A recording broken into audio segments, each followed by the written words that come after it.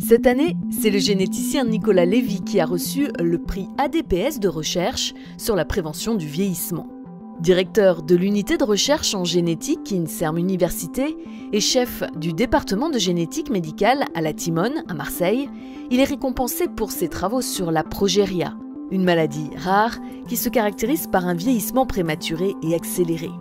Les enfants atteints de progéria décèdent le plus souvent avant 13 ans. Cette maladie est due à l'accumulation dans les cellules du patient d'une protéine toxique, la progérine.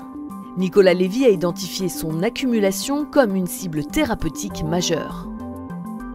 Nous avions utilisé une combinaison de 2 molécules. On a mis en place 3 critères de jugement correspondant vraiment aux anomalies cliniques que l'on observe communément chez les malades. Critère de jugement du poids, le deuxième critère de jugement la taille, troisième critère de jugement l'os. On est revenu à un métabolisme osseux totalement corrigé chez la totalité de nos malades. La progéria ne se révèle généralement qu'aux alentours d'1 ou 2 ans. Quand le diagnostic tombe, les dégâts cellulaires, même invisibles, sont déjà importants et irréversibles. L'équipe de Nicolas Lévy a identifié la dégradation de la progérine comme une nouvelle piste de traitement. En 2017, nous avons publié les résultats d'une étude qui durait dans le laboratoire depuis plus de 5 ans, à partir d'une famille de molécules. Et cette molécule nous a montré 2 choses essentielles. La première, c'est qu'elle réduisait la production de la progérine, mais de façon considérable.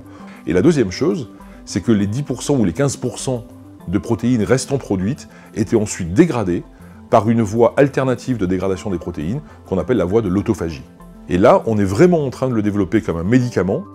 Loin de réduire leur champ d'application à la seule progéria, les recherches de Nicolas Lévy peuvent s'appliquer à d'autres maladies rares, à de nombreuses maladies vasculaires communes et plus généralement au vieillissement physiologique.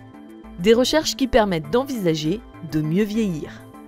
Notre ambition, c'est de développer du traitement pour des malades qui aujourd'hui n'en ont pas.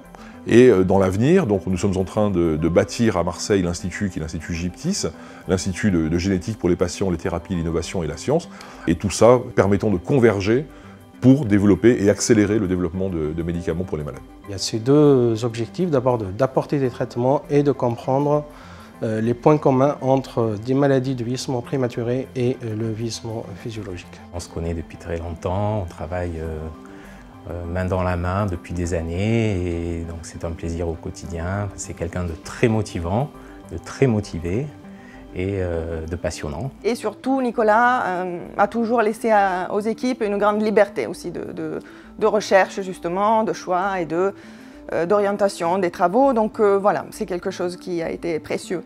La recherche nous semble quelque chose d'important et fondamental, mais où il est absolument important de s'investir pour l'avenir de la médecine. Ces personnes, chercheurs, médecins qui œuvrent pour nous, doivent être soutenus et l'ADPS se sent vraiment responsable et investi de cette action.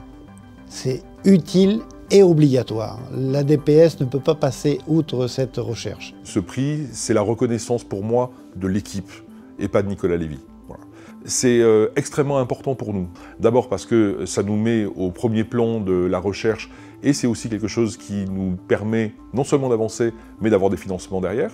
Et ces financements, ils vont être utilisés exclusivement pour la recherche dans le domaine qui correspond au prix qui nous est remis aujourd'hui.